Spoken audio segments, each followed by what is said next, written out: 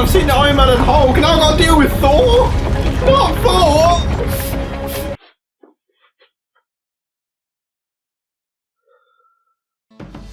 The idea for a Thor movie was developed as far back as 1991. Sam Raimi, having finished production on Darkman, first developed the concept of a film adaptation, but the project was soon abandoned, leaving it in developmental hell for several years. It wasn't until the back-to-back success of Blade, X-Men and Spider-Man that the project was finally picked back up over a decade later. However, the rights to the characters bounced back and forth between several film studios, until Marvel eventually signed Mark Protosevich to develop the project in 2006, and planned to finance and release it through Paramount Pictures. Matthew Vaughn was originally assigned to direct after the success of Stardust, but he ended up walking away from the project after his contract with Paramount expired in 2008, delaying the project even further. Guillermo del Toro was then approached, and he was genuinely interested in doing it as he was a huge fan of the comic books, but he eventually turned it down in favour of directing the Hobbit movies, which he dropped out of anyway. Good job, del Toro! It is forbidden. Finally, Kenneth Branagh was approached to direct, and he very quickly agreed to the job. Like Del Toro, he had been a fan of Thor since childhood, and both he and the writers felt that his experience working on numerous Shakespeare adaptations would lend itself well to the material. When casting the titular God of Thunder, Daniel Craig was approached at first, but he was forced to reject the role due to his commitment to the James Bond franchise. WWE legend Triple H was then considered, though it was eventually decided that his presence would be far too distracting, and the fact that he tried his absolute best to look like Thor during a WrestleMania entrance just wasn't enough to secure the deal. Well, I want to know why. And other actors who auditioned including Kevin McKidd, Charlie Hunnam, Alexander Skarsgård and Joel Kinnaman. Funnily enough, the two finalists for the role were Chris Hemsworth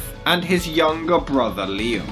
Well, those must have been some awkward conversations at the dinner table. Silence. However, Liam later said that he bore no ill will towards his older brother and said that he actively rooted for him to get the part. Funnily enough, Tom Hiddleston originally auditioned for Thor as well, but Branagh, who had worked with him previously, decided that he would be far better suited for the part of Loki. The original choice for Thor and Loki's father Odin was Mel Gibson, but this was later dropped due to his controversial status at the time, because apparently Thor's noble and wholesome father being played by an anti-Semitic racist might not have been the best image. Stop! Anthony Hopkins eventually got the part, and though he had never read a single Thor comic book in his life, he was drawn to the movie due to its emphasis on father-son relationships. And I have to say, Thor's father being played by Hannibal Lecter is pretty sweet. It's delusional. Filming took place from January to May of 2010, and Thor was released in May the following year. It was a big hit, grossing $450 million worldwide and received mostly positive reviews, with critics praising the performances and action sequences, though many felt that the scenes set on Earth were significantly less interesting than the ones set on Asgard. I have to say, Marvel sure as hell loves starting their movies in the present, then rewinding to the past, showing what happened for about half an hour, and then returning to the damn present, don't they? I'm starting to notice a trend.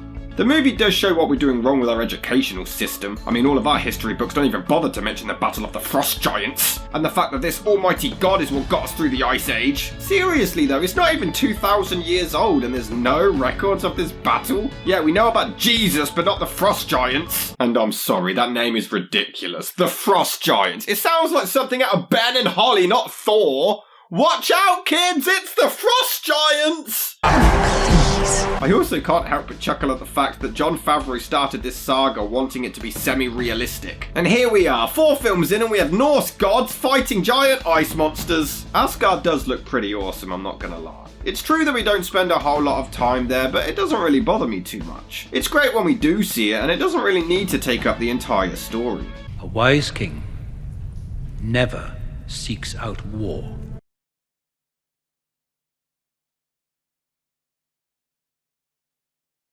So Thor and his bud set out to get revenge on the Frost Giants after he gives a great pep talk, and Chris Hemsworth is really great in the role. You can't help but to like him. He's strong, charming, and even has some really funny moments. We don't have horses, just dogs, cats, birds. And give me one of those large enough to ride. He almost calls off the attack, but you can tell he's just waiting for an excuse to fight, and when it happens, it is so kick-ass. Just look at that, he doesn't even have to do anything, just launches his hammer to take out loads of them. Although they say the hammer has no equal, yet Loki clearly is able to take it on later with his scepter. He saves everyone from this huge monster motherfucker too, he's amazing! Oh. Well, at at least he tried. But as he refused to listen to his brother and their friends and retreat, they had unnecessary casualties, and his father refuses to make him king and instead banishes him to Earth. Natural reaction? I love the comedy of the film. Just the setup of a god in 21st century Earth is hilarious. What realm is this? Alfheim? Dornheim? New Mexico? You dare threaten me? Just taking a little blood. How dare you attack the son of Odin? You're no match for the mighty! I know, it's great, right? Another! What was that? It was delicious. I want another. Well, you could have just said so. I just did. Nobody notices him sneaking out. He literally attacked the hospital staff and then nobody kept an eye on him after that. It's pretty accurate too. Loads of random people discover Thor's hammer and all take turns camping out, having a barbecue, trying to remove it. Tell me this wouldn't happen in real life. There'd be about 20 people streaming it on TikTok. I love Thor more dearly than any of you, but you know what he is. He's arrogant, he's reckless, he's dangerous. And he's fucking hot. I don't find the Earth stuff boring like others did. I actually kind of prefer it, as that's where the character development takes place. He meets Jane, played by Natalie Portman, and of course falls in love in just a few days. To be fair, I'd react the exact same way with Natalie Portman. She gives a great performance, and despite the actual timeline, it does feel like a slow progression throughout the film, and it's built up really well. They have great chemistry together and are quite cute. He bonds with her mentor too, and he could really do with it after his son Will Turner got cursed onto a doomed ship many years ago. The movie does mention the previous installments, though sometimes a bit more subtly than others due to not actually having the full rights depending on what day of the week it is. I knew the scientist, the pioneer in gamma radiation. Shield showed up and,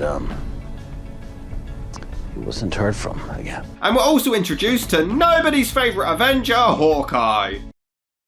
Doesn't do anything though. Thor somehow manages to get into this heavily guarded government site, or supposedly heavily guarded. You look at Area 51 and then this, and it's pretty shit in comparison. Our people need a sense of continuity. They have all this build up to Thor trying to find his hammer, and then when he finally does, it turns out he can't even lift it. It's treated really emotionally, but it's actually kind of funny. But enjoy this social commentary and after school special on religion.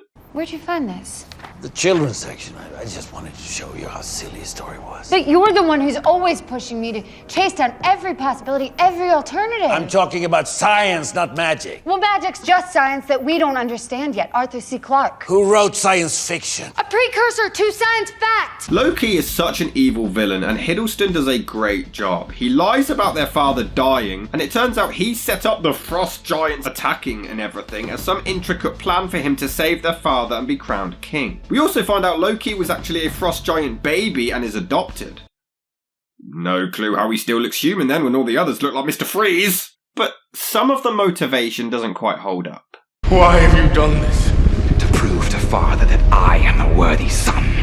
Maybe buy him a car or something?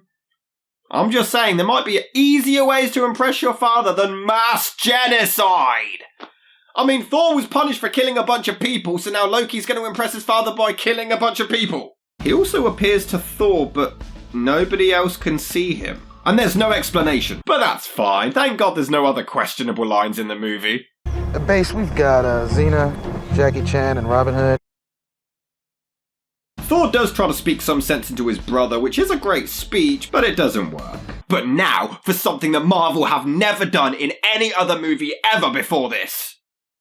The villain attacks in a giant metal robot suit. Son of a bitch! How many times are you gonna fucking do this shit? 3 times now! 3 out of 4 films, and it's the same fucking thing! No! Yep, that's totally it. Thor is dead and the whole franchise is over. Regardless, the fight between them does look pretty cool. But like always, heroes are dumbasses who always gotta do the right thing, the little pussies. I do love how petty he is though, just leaving the hammer on him so he can't move. Hell, even the closing credits look amazing!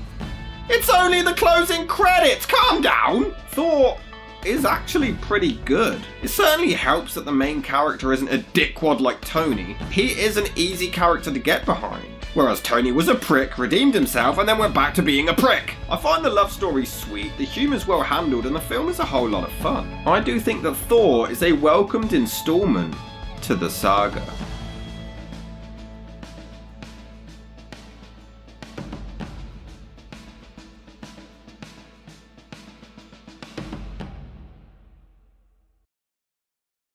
However, the rights to the characters bounced back and forth between several film studios until Marvel eventually signed Mark Protasevich.